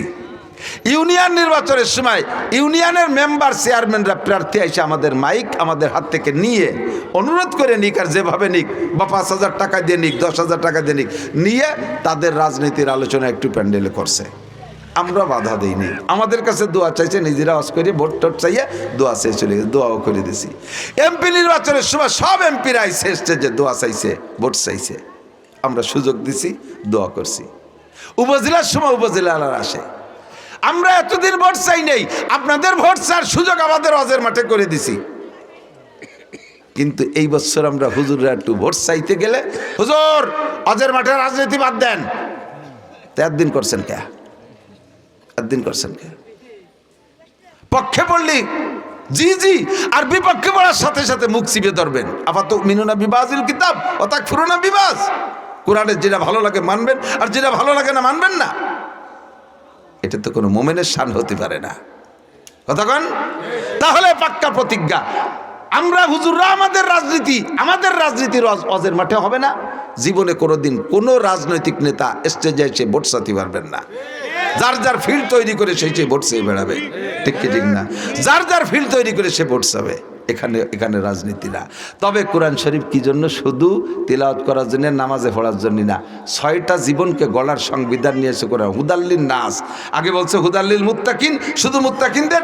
আবার ওই সূরা বাকারার মধ্যে কদ্দুর পরে যে শাহরুর রমাদান আল্লাযী উনজিলা ফীহিল কুরআন হুদাল্লিন নাস, হিন্দু, বুদ্ধ, খ্রিস্টান, ইহুদ, নাসারা, গোটা মানব জাতির সুন্দর পথ চলার সংবিধান আল কোরআন। কথা বলেন ঠিক কি ঠিক না? কোরআনী সংবিধান যদি এই দেশে চালু হয়, তাহলে মুসলমানের চাইতে অমুসলমানরা সুবিধা পাবে বেশি। মুসলমান জিনা করলে তাদেরকে হত্যা করে ফেলতে হবে, মানে পাথর মেরে শেষ করতে হবে, অথবা 100 গোড়া মারতে হবে। আর হিন্দু বুদ্ধ জিনা করে ধরা পড়লে পারা তাদের ওই বিচার না, কারণ তারা তো কোরআন মানে না, কাজেই তাদের পর কোরআনের বিচার হবে না। মুসলমান চুরি করে ধরা পড়লে হাত কেটে দিতে হবে। হিন্দু বুদ্ধ খ্রিস্টান চুরি করে ধরা পড়লে এই দেশের ভিতরে হাত কাটা যাবে না, কারণ তারা কোরআন মানে না। কোরআনের বিচার যদি হাত কাটা বিচার করে তারা জুলুম মনে করবে, তাদের অন্য বিচার করতে হবে, তাদের অন্য বিচার। তাহলে তারাই সুযোগ বেশি পাচ্ছে না, সুবিধা বেশি পাচ্ছে। আমাদের মসজিদ মাদ্রাসার নামও যেমন বরাদ্দ হবে রাষ্ট্রীয় মাল, তাদের মন্দিরের জন্য এরকম বরাদ্দ হবে। আমাদের ধর্মীয় উপাসনার জন্য যেমন ছুটি হবে, তাদের ধর্মীয় উৎসবের জন্য এরকম ছুটি হবে। তারাও যেমন, আমরাও যেমন পাবো, তারাও সেরকম পাবে। তাদের জান মাল ইবাদত সব কিছুর নিরাপত্তা মুসলমানের দায়িত্বে, সব কিছু কোরআন শরীফে আছে। তাহলে 6টা জীবন নিয়ে আসে কোরআন। আমরা কিছু মানি, কিছু মানি। নামাজটা ভালো লাগে পড়ি, রোজাটা ভালো লাগে রাখি, হজ ভালো লাগে, কারণ হজ করে আসলে সবাই আলহাজ কয়, একটু খুশি খুশি ঠায় আলহাজ কয়, একটু আল হাজিতে আল লাগাই আইছে, একটু আলহাজ, এই আল হাজি একটু খুশি খুশি ঠায়। কুরবানি বড় 3-4টে গরু দিলি মানুষ গল্প করে, হ্যাঁ খুব দেশে। জাকাতের সময় কিছু কম্বল টম্বল দিলি, জম্মের দিয়া দেশে। এই নাম আছে যে জায়গা, সেই জায়গায় একটু কাম করি। বাকি বহুত সংবিধান কোরআনে রয়ে গেছে, এগুলো মানো না বিদায় সবে বরাত সবে কদর না, কাবা ঘরের ভিতরে যাইয়া বসে দোয়া করলেও দোয়া কবুল হবে না। আগে কোরআন পড়ো আর কোরআনের পর আমলের চেষ্টা করো, কথা বলেন, তাহলে দোয়া কবুল হবে। নইলে 2 নম্বর তেঁতুল খাইছো, হোমিও ওষুধই কাজ হবে না। 3 नंबर दुआ कबूल ना हওয়ার কারণ तो उम्मत रसूल का दावा करते हो लेकिन सुन्नत रसूल की पैरवी नहीं करते हो। रसूलेर उम्मत বলে দাবি করো, রসুলের উম্মত। ভাই আমাদের নবী কে? মুহাম্মদুর রাসূলুল্লাহ। বলেন আমাদের নবী কে? মুহাম্মদুর রাসূলুল্লাহ সাল্লাল্লাহু আলাইহি সাল্লাম, ঠিক না? আমরা মুহাম্মদুর রাসূলুল্লাহর উম্মত, তো উম্মতে রসুল বলে দাবি করি লেকিন সুন্নতে রসুলকে पैरवी नहीं करते हो।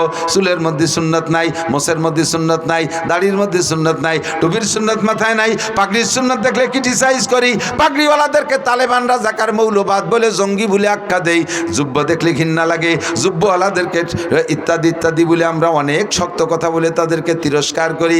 নিজের পোশাকের মধ্যে সুন্নত নাই, দস্তারখানের সুন্নত নাই, ডিলাকুলুকের সুন্নত নাই, মেসকের সুন্নত নাই। আরে কোন জায়গা তোমার সুন্নত নাই তো কো যাবা সুন্নতে আহমদ को जा बा मोहम्मद का बुआद निस्बत तुरा कल्ब में सोज नहीं रूह में एहसास नहीं कुछ भी पैगाम मोहम्मद का तुझे पास नहीं। তোমার কোন জায়গা সুন্নত নাই, আবার তুমি এই সব বিপদে পড়ে সবে বরাতে হুজুরের মাধ্যমে বানিজি মুনাজাত করতে আল্লাহর রাসূল তোমার সম্পর্কে বদদুয়া করে, কয় আল্লাহ ওর দোয়া কবুল করবা না, ও আমার সুন্নতরে জবাই করছে, আমার সুন্নতরে জবাই করছে, প্রত্যেক সপ্তাহে 2 বার জবাই করে, ও আমার কোন সুন্নতকে মানে না, সুন্নতরে ক্রিটিসাইজ করে, সুন্নতওয়ালাকে দেখলে ঠাট্টা আর উপহাস করে, ওর দোয়া কবুল করা হবে না। নবী তোমার সাথে বিরোধিতা করে, এই জন্য 3 নম্বরে তেতুল হলো तुम उम्मत रसूल का दावा करते हो लेकिन सुन्नत रसूल की पैरवी नहीं करते हो। उम्मत বলে দাবি করো কিন্তু সুন্নতের অনুসরণ করো না, তোমার মতো বাটপাড়ের দোয়া কবুল করা হবে না। যা পাচ্ছ গতানুগতিক, ওরকম হিন্দু বুদ্ধ খ্রিস্টানও পাচ্ছে, তারাও কম না খাইয়ে দেবে শুয়ে আছে, তারাই আরও বেশি ভালো আছে। এটা দিয়ে তুমি ধোকায় পড়ো না যে তাহলে বেঈমানরা তারও বেশি সুখী আছে, আমরা ইমানদারই তো মার খেয়ে গেছি। তার মধ্যে এবার সুন্নতের পর আমল না করে দোয়া কবুল হয় না, তার সাথে তো কাফের হয়ে যা ভালো, সেটা তোমার ব্যাপার। হমান সাফাল্লিউমিন ওমান সাফাল্লিয়াকপুর, অন্ধকার কেটে গেলে সেদিন প্রমাণ হবে ঘোড়ার পিঠে বসা না গাদার পিঠে বসা। এখন কিছু কব না, ঠেট্টা এখন করব না। 4 নম্বর তেতুল হলো तुम शैतान को लानत करते हो लेकिन शैतानी काम खुद करते हो। ইব্রাহিম ইবনে আদম বলেন দোয়া কবুল হওয়ার না হওয়ার কারণ আজকে রাত্রে এই 5 তেতুলি থেকে তওবা করে দোয়া করব, ইনশাআল্লাহ কবুল হবে। কি কি 4 নম্বর খান হলো তোমরা শয়তানরে গালি দাও অথচ শয়তানি কামটা নিজেই করো। যে কোনো অন্যায় করে গুনাহ করে ধরা পড়লি দোষ দেয় শয়তানের, আমি কি এই কাজ করা, মানে এই শয়তান আমারে করাইছে, শয়তানকে দাঁত ফেলাই দেবানি, ওদের তুই নিজেই করলি। তুই মদ খালি কে, কয় শয়তানে খাওয়াইছে, শয়তান কয় যে তুই নিজেই কিনে আনলি, আমারে দেখছিস ও জায়গা তুই। তুই জিনা করলি, ভাই আমি কে জিনা করা মানে শয়তানে করাইছে, শয়তান কয় যে ফোন টোন দি তুই করে যোগাযোগ করলি, আমার কোন সময় দেখছিস ঠিকই, দোষ দি শয়তানের। যে লোকটা গুনাহ করে শয়তানের গাড়ে দোষ চাপাই দেয়, ও নিজেকে দোষী মনে করে না, আর নিজেকে দোষী মনে না করলে তওবাও করে না, আর তওবা না করলে দোয়া কবুল হবে না। তওবা আজকে যদি দোয়া কবুল করাইতে হয় এর থেকে তওবা করতে হবে। আমি দোষী, শয়তানরে দোষ দেওয়া যাবে না, আমি নিজেই শয়তানি করতেছি, শয়তানের আবার কি দোষ? কতক্ষণ আমাকে যদি আমি ভালো করার ইচ্ছা করি তাহলে ভালো করা সম্ভব। যুবকরা নিয়ত করো, যুবকরা নিয়ত করো আর মদ গাঁজা এবা হিরোইন খাবো না, তাহলে তোমার এই পাক্কা প্রতিজ্ঞা, এটাই তোমার তওবা। আস্তাগফিরুল্লাহ পড়া জরুরি না, মনের সিদ্ধান্ত চেঞ্জ করার নাম তওবা। 5 নম্বর तुम दूसरे के आइब ढूंढते हो दुआ कबूल ना होने का कारण, तुम दूसरे के आइब ढूंढते हो और अपने आइब की तरफ नजर नहीं करते हो। एनी मैन एवरीबॉडी, प्रत्येकटा मानुषेर स्वभाव।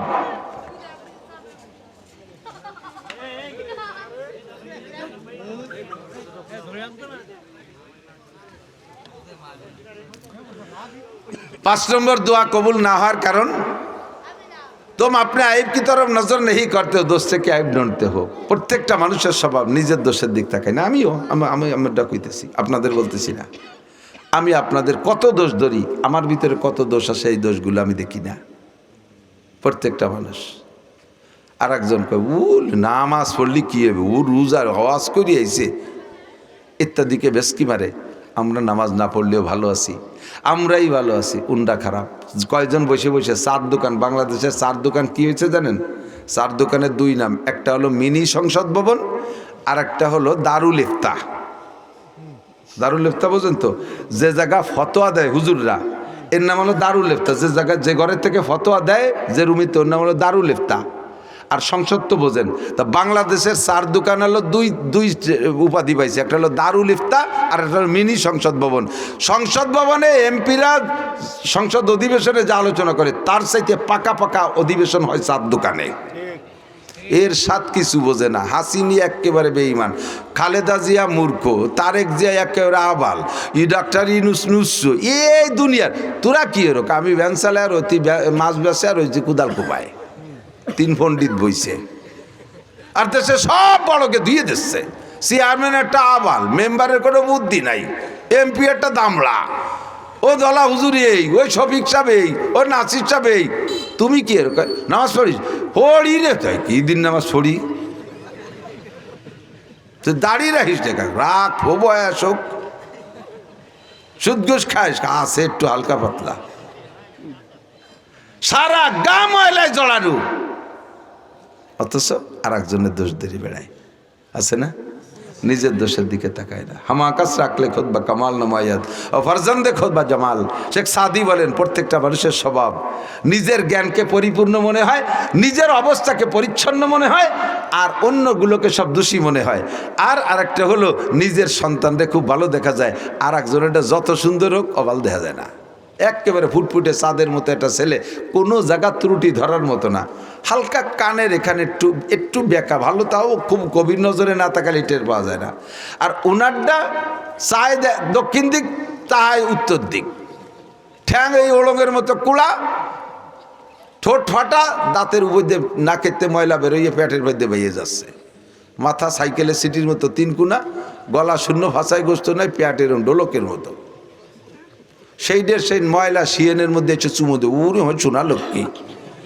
আর ওই ছেলেটার কথা কই যে এমন সুন্দর ছেলেটা দেখতে কেমন দেখা যায়, কান কি রুম, অথচ তার সব জায়গা ভালো, কানটা একটু বুড়ার, ওনারটা দেখছে কোন জায়গা টুকিয়েছে। যদি এই স্বভাব মানুষের না হইতো, বা প্রত্যেকটা প্রাণীর আল্লাহ এই স্বভাব না দিত, তাহলে ছাগল তার কালা কালা বাচ্চা কালা ধে পাড়ায় মারি ফেলাই দিত। আল্লাহ তাআলা এটা যোগ্যতা দিয়ে দিয়েছে, যার পেটে যেটা দেবে তার কাছে সেটা ভালো লাগবে। কিন্তু আমার জ্ঞানী পরিপূর্ণ এই বুদ্ধিটা ভালো না, যেটা ইবলিসের স্বভাব।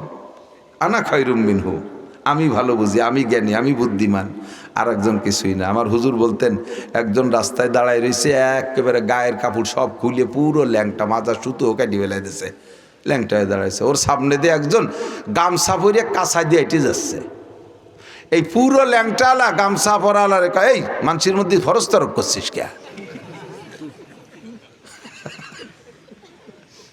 এর গায়ে কিচ্ছু নাই, ও তো গামছা বেরিয়ে হলে কাঁচা দে, গামছা একটু তো আছে ভরা। আগুলাকে ল্যাংটালা কাঁচা দেয়ালের গায়ে ফরজ তরক করছিস কে? সেম কোয়ালিটি বহু মানুষ এরকম আছে, এদের দোয়া কবুল হয় না। কেন? নিজেকে দোষী মনে করে না।